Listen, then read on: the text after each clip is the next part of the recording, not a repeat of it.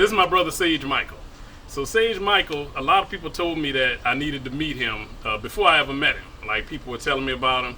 He almost single-handedly brought Lincoln Beach back, and I'll let him explain what that is for people outside of New Orleans. But it was a big part of black culture in the city of New Orleans that was taken away from us, and this brother worked to bring it back. But I've also, seen him tirelessly work on a lot of things around the city to help his people, his culture.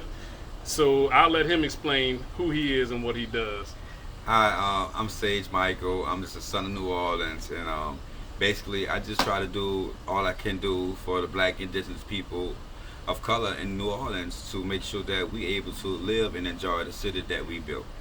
And in a kind of way. And one place of that of very significance to black people in New Orleans is a place called Lincoln Beach.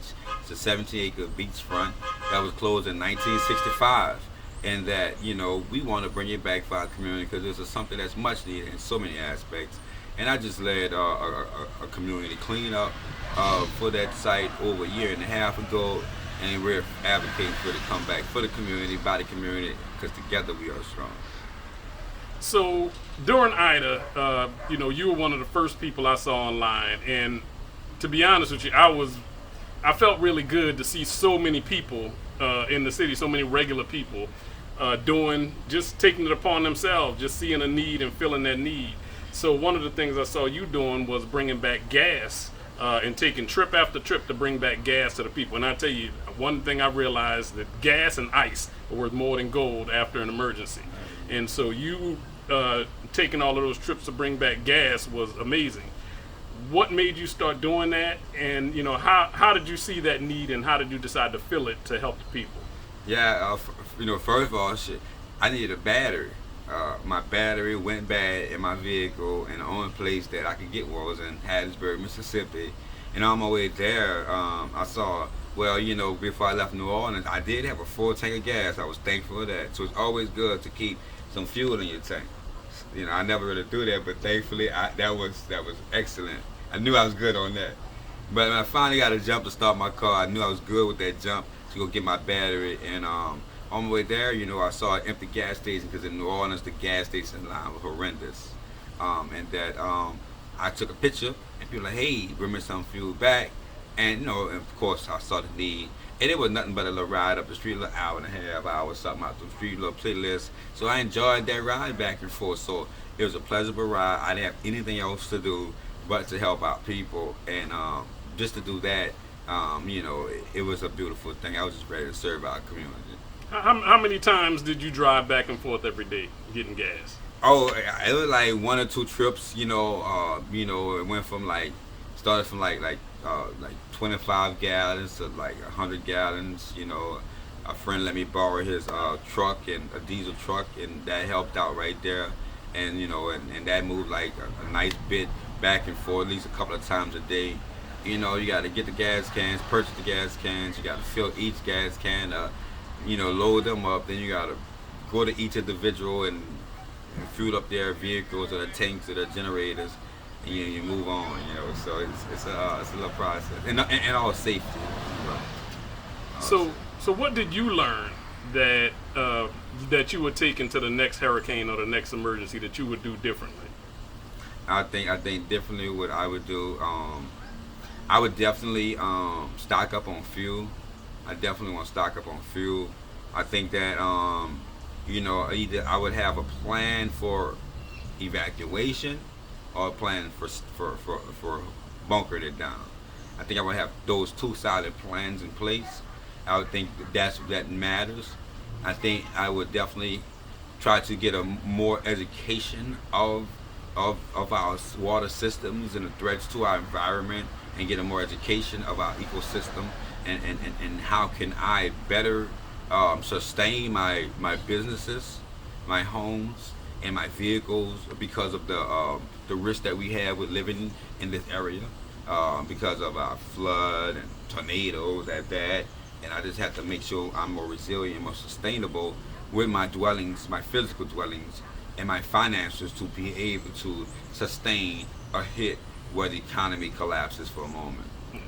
So what do you hope that the people of New Orleans got from this event?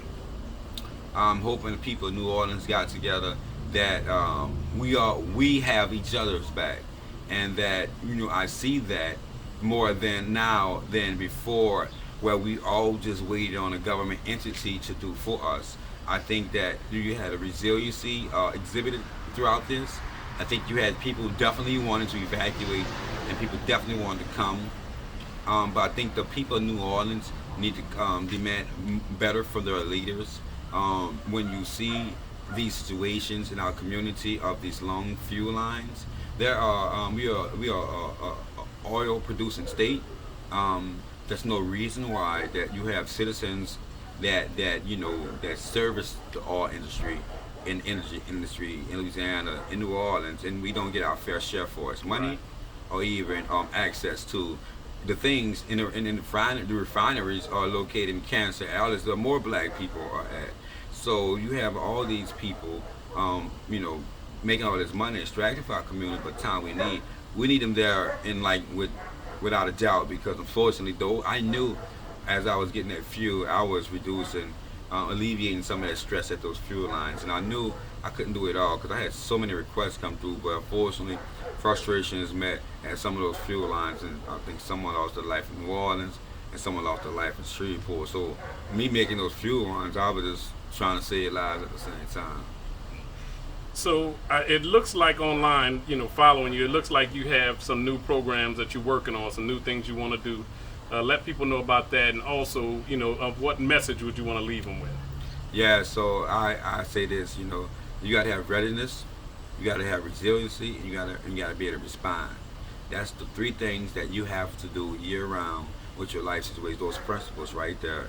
The next thing I'm about to do, because I've been getting a lot of supporters dropping me donations, and I appreciate that, and I want to be a good steward of funds. So I've been doing a lot of work in New Orleans. Now I'm gonna take my relief on wheels, I call it now, and I'm going to be moving to LaPlace, where a friend of mine lost his house. Harnville, the matriarch, my aunt lived. I'm going to see what's Harnville, and I'm gonna work my way down south as far as Grand Isle as I could go. I'm going to strategize and see where's the source of fuel I can get to try to bring fuel to those people, possibly back and forth to those communities, because they're going through this worse than what we went through this time. So the experience I learned here, the experience I learned in Katrina, and all the other with God, the inspiration that God gave me, I'm going to try to see how I can help those people along that journey. I just want people to follow me along that journey. I'm planning that next week, and I look forward to doing that. Thank you, brother, and I appreciate all you do. I appreciate what you did with Lincoln Beach, and to see you step up, during this event, during Ida. It was empowering. It felt really good to see, the regular people who love this city, like yourself, take responsibility and just step up and help people without money, and I know you probably, like me, started off spending money out your pocket. It was nice for people to see what you were doing and to help you and to bless you, but you started off doing this out your pocket, and that says a lot. So thank you. I appreciate you, brother. This right here separates the man from the boys. That's right.